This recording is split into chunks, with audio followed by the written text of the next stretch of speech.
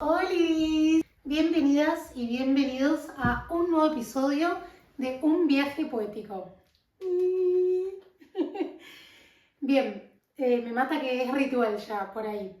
Bienvenidas y bienvenidos a este espacio de reflexión y de amor en el que hablamos de mi crecimiento personal, de el camino del yoga, espiritual y todas esas cosas en las que creo y me encanta compartirles para acompañar o inspirar quizás también tu propio camino. Creo mucho en esta práctica, ya saben, ya les he contado en otros episodios que me ha cambiado la vida y creo profundamente que desde ese cambio personal podemos impactar el mundo y quizás hacerlo un lugar más amoroso. Así que hoy les tengo preparado justamente un episodio para hablar un poco de un poquito de qué es el yoga en realidad, qué es esta cosa de que hoy en día el yoga se habla mucho con respecto al bienestar, está tan visto, está tan de moda. ¿Qué hay en el camino espiritual? ¿Por qué uno cambia tanto cuando se convierte y entra en este camino espiritual del yoga? ¿Cuáles son esas cosas que realmente sostienen la práctica, que hacen que sea una práctica mucho más allá de la práctica física, como les he mencionado en otros episodios? Y también les voy a contar sobre los 4 yamas, que son los 4, no, perdón, 4, 1, 2, 3, 4, 5, los 5 conceptos, principios éticos para vivir en sociedad del yoga, que un poco son, creo yo, como los que más se pueden ver y materializar cuando una persona está entrando en este camino, se reflejan mucho, ¿no?, en los cambios de hábitos que uno empieza a tener y cómo nos relacionamos con el mundo. Así que bueno, sin más, les voy a empezar a contar sobre esto. Yo hace 2 años, más o menos, empecé a practicar yoga, la práctica de asana. Voy a tomarme 2 minutos porque estoy teniendo un poco de calor. Y también necesito un vaso de agua. Esperen. No, se desnudó. Entonces, como ya saben, yo hace como 2 años empecé a practicar yoga de forma muy intuitiva, sin saber qué era el yoga exactamente. Ni siquiera sabía clases de yoga, o sea, no, simplemente me acuerdo que estaba en un momento de mi vida en el que necesitaba aferrarme a algo, necesitaba tener un hábito que me sostenga en ese momento en el cual yo internamente me sentía tan perdida.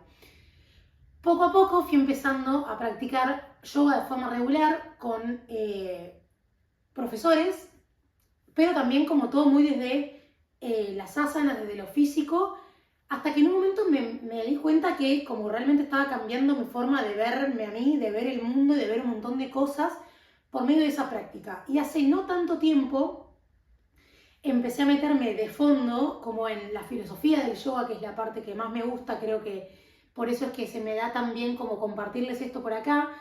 Siempre me ha encantado la filosofía y el yoga me ha traído como esa parte filosófica que después se traduce en la práctica también física. Bien. Y es por esto que creo que es importante recalcar que el yoga no es una práctica que se haya creado para el bienestar. O sea, la práctica del yoga es una práctica milenaria de hace más de 5.000 años que se creó en la India y que tiene como objetivo principal esa unión de el ser con el universo. O sea, como ese ser en plenitud de presencia con el cuerpo, con la mente y con el espíritu. Y esa es la finalidad del yoga. Lo que pasa es que tiene muchísimos principios y muchísimos pasos para llegar a ese paso final, ¿no? Y uno de esos pasos es estos 5 puntos de ética para vivir en sociedad que tiene el yoga. Entonces, bien, el primero, bueno, para seguir en realidad con esto que les decía del bienestar, o sea, la práctica del yoga no es moderna, no es del bienestar, pero obviamente que hoy, en esta industria del bienestar que vemos tanto, en el cual la gente tiene tanto hincapié en el bienestar, el yoga entra muy fuertemente porque sin dudas nos genera bienestar. O sea, hacer una práctica de yoga te da bienestar porque te conecta con vos mismo, te conecta con tu cuerpo, es amable, pero también hay que decir que el yoga es mucho más que eso, no fue creada para eso. y tiene un montón de pasos que cuando uno realmente vive desde el yoga, que para mí se traduce como vivir desde el amor, para mí el yoga es una filosofía y una lección de vida, desde dónde quiero vivir la vida, me perdí. Claro, es mucho más grande e impacta tu vida desde muchos más frentes y muchas veces no se siente cómodo. O sea, para mí mi camino personal fue un montón de entenderme, de verme, de aceptarme, de generar nuevos hábitos, de querer ser alguien mejor. ¿Qué pasa? Una vez escuché un yogi que decía como que cuando entras en el yoga no entras para ser vos mismo, sino para ser alguien mejor. Y ahí como que a mí me quedaba como, no me gusta tanto esta idea, porque claro, o sea, a mí si hay algo que me encanta es poder ser yo misma, siento que vine a este mundo a expresarme y a encontrar esa yo misma y a compartirla, pero lo que nos quiere decir en realidad este yogi, hoy lo entiendo viéndolo, es que en el yoga hay un montón de conceptos que te invitan a cambiar hábitos, que te invitan a sacarte todas esas cosas que vos pensaste que son vos misma, pero que en realidad no lo son, son cosas que nos han enseñado nuestra cultura, nuestros padres, nuestra historia, que en realidad no tienen que ver tanto con ese ser espiritual y con esa alma, si bien después es una charla filosófica que podremos tener, ¿no? Porque todo eso que nos ha traído hasta acá, todo eso que nos ha educado, también es quienes somos. Pero el yoga te invita a ver más allá de eso que te han contado y a ver en realidad qué es lo que hay en esencia dentro tuyo. Entonces eso es lo que nos quiere decir. Y yo creo que cuando uno hace eso y hace todo ese círculo, finalmente vuelve a conectarse con esa esencia que siempre ha estado ahí, más allá de las cosas culturales o no culturales, más allá del yoga o no, siempre hay algo que está ahí, que estuvo y que estará por siempre en tu corazón. Pero bueno, es cierto que es un camino de mucha depuración. Yo lo pienso muy sencillo cuando uno agarras un trapo sucio y lo querés limpiar, en principio no sale limpio porque lo estás limpiando. Sale la mugre, sale el agua toda color marrón hasta que llega a purificarse y a ser agua pura. Pero en principio salen un montón de cosas que uno no tiene ganas de ver, ¿no? Por eso es que es un camino que es muchas veces solitario, que es muy profundo, que es muy intenso y nada, qué sé yo, es muy grande, o sea, es mucho más que una práctica de bienestar. Y eso es lo que quiero recargar en este episodio. Bien, los 5 principios éticos a los que nos invita el yoga son, primero, ahimsa, que es el más importante para mí, que se traduce como no violencia, pero para mí siento que también se podría ver y traducir como el amor hacia uno mismo, el amor hacia los otros, el amor hacia el universo, hacia la naturaleza, hacia los animales. Ahimsa nos invita a tener una práctica más amorosa con todos estos aspectos que acabo de mencionar. Este es el principio por el cual muchos de los yogis o de las personas que empiezan a hacer yoga dejan de consumir animales o empezamos a consumir menos animales, que es mi caso.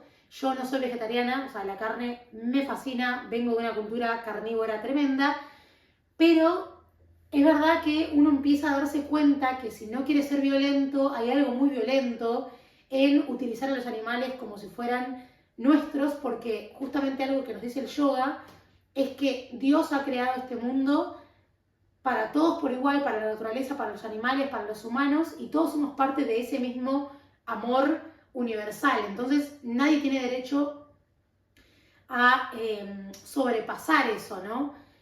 Pero, qué sé yo, tampoco siento que, o sea, siento que en realidad todo es como alimento, en realidad, y también hay que ver como qué le sirve al cuerpo de cada uno. Por eso es muy importante escuchar ese cuerpo y entender que todos los cuerpos son diferentes y que algunos sí necesitan de ciertos alimentos que pueden ser también animales, ¿no? Pero esta es la razón por la cual la mayoría de los yogis son vegetarianos en general.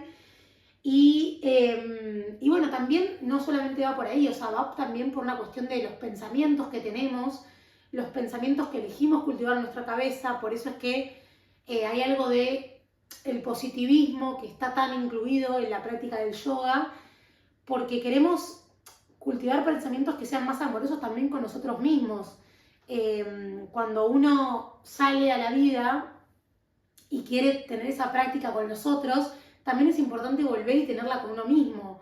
A mí esto es algo que se ha traducido con mucha compasión en mi camino personal, porque siempre soy muy autoexigente conmigo, entonces me ha permitido como este principio de decir, che, si soy exigente a un nivel extremo, no estoy siendo amorosa conmigo, no estoy cumpliendo ese principio de ahimsa, entonces es como esa invitación a también darnos ese lugar y decir, bueno, hoy no me salió como quería, hoy no pude ser también tan yogi, no pude ser tan amable, no pude ser tan alegre, no pude ser tan positiva, pero me permito ser compasiva conmigo y aceptarlo. Y esto creo que nos lleva, podríamos hablar horas de ahimsa, pero vamos a pasar al segundo punto, que es satya, que es la verdad. Entonces, creo que acá se conectan, porque si uno no es compasivo con uno y no acepta que hay veces que no puedo ser tan amoroso, no estoy cumpliendo ese principio de verdad, porque el yoga no te dice tenés que ser amoroso, tenés que ser un ser de luz.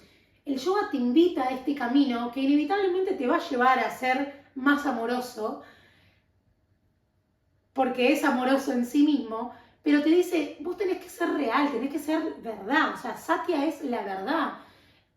Podría decirse no mentir también, pero a mí me gusta verlo desde este lugar de ser honesto con lo que nos está pasando, ser honesto en el lugar que estás en tu camino, ser honesta con vos. O sea, si yo hoy acá quisiera venir y vestirme de gurú, no estaría cumpliendo con mi verdad, no estaría cumpliendo con quién soy, con el momento de tu camino y de tu verdad espiritual o mundana, en el momento del que sea de tu vida que estés. Bien, después tenemos Asteya, que creo que se conecta un poco con esta verdad, es no robar. Una vez escuché una yogi hermosa que decía, hablaba de este concepto, que yo no lo había, como que no lo había internalizado tanto, siento que no es un concepto que haya vivido tanto todavía en mi camino, pero ella lo contaba con una ¿cómo se dice? Como un mito, no, como un cuento antiguo que hablaba de que si uno tiene un río y quiere tomar todo ese río, eso también es robar. Porque vos estás tratando de usar para tu propio bien. Una cosa es ir, y acá creo que se conecta un poco también con esto que decía del vegetarianismo antes. Si uno quiere comerse un animal por semana, es una cosa. Ahora, si yo quiero tener todos los animales y quiero comerme todo el mundo para hacerme millonario, entonces ahí estoy robando directamente. La naturaleza nos ha dado todo para que nosotros podamos sobrevivir. Dios nos ha dado con la naturaleza todo para que nosotros podamos vivir en este mundo. Entonces, si yo quiero usarlo para mi propio bienestar, quiero llevarme lo que es de muchísimas personas, estoy robando. Así sea porque el río no es de nadie en particular, es de la vida, es del universo en realidad, es de todos. Si yo quiero llevármelo todo ese río, estoy robando, aunque no le pertenezca a nadie en este mundo mundano, ¿se entiende? O sea, como que, aunque en lo concreto no diga este río es de tal persona, si vos te querés llevar todo el río para tu propio bienestar, estás robándole al universo, porque Dios ha creado eso para todas las personas. Obviamente que después también habla de no robar en un sentido concreto, de no ir y sacarle algo a alguien. También no robar el tiempo es importante. Si yo considero que mi tiempo es más importante que el otro, si soy impuntual y estoy todo el tiempo sin importarme las consecuencias de lo que yo hago en la vida de los otros, también es robar, porque no estoy teniendo consideración, estoy creyéndome más que los demás. Entonces, bueno, eso es lo que hoy se me viene como inspiración para compartirles de Asteya, que es no robar. Y otro que es Aparigraha, que es la generosidad y el desapego, la no posesión. Y siento que ahí lo podemos conectar justamente con este de no robar, porque tiene que ver con no querer poseer todo lo que nos da la vida.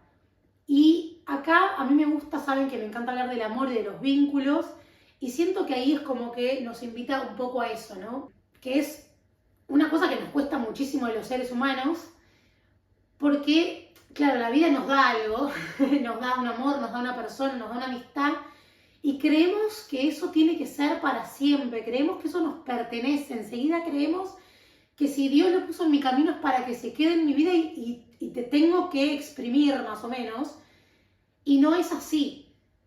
La vida nos enseña a que las personas vienen a nuestra vida y así como vinieron se irán, y ahí es cuando uno entra con soltar y con toda esa parte del yoga que tiene que ver con desapegarse, porque es una práctica muy superior, o sea, es una práctica súper de elección, que acá te invito a que la próxima vez que sientas que estás sufriendo por la pérdida de alguien, incluso si es la muerte, te invito a que trates de reflexionar a que es parte de la vida y que la vida nos da esa lección que es la máxima lección que nos está dando, y que saber que ese amor a lo que nos ha traído eso que hemos tenido en la vida sigue quedándose adentro nuestro como un aprendizaje, pero no necesariamente tenemos que quedarnos con eso. Obviamente también habla del desapego y las posiciones en cuanto a lo material, porque si yo quiero tener todo el tiempo, no tengo espacio para conectarme con lo divino. Si yo todo el tiempo quiero tener cosas, hay muy poco lugar para poder conectarme con Dios, para poder estar tranquilo, porque todo el tiempo estoy buscando lo siguiente, lo cual nos lleva al último de nuestros principios éticos, que es brahmacharya, el control de los sentidos o la moderación de nuestra energía. Este sentido muchas veces se le hace hincapié a lo sexual. Hay algo en el camino espiritual que tiene que ver con el, ¿cómo se dice? El celibato, como no tener sexo, que tiene que ver un poco con esto del desapego y las posesiones, siento yo, que es cuando uno tiene ganas de tener tantas cosas, los sentidos se le van de las manos, porque es como que todo el tiempo estoy pensando en sexo, todo el tiempo estoy pensando en otra persona, todo el tiempo estoy pensando en comprarme cosas. Entonces viene con la misma idea, ¿no? Obviamente todo es una idea en realidad, pero va como lo explican en estas máximas.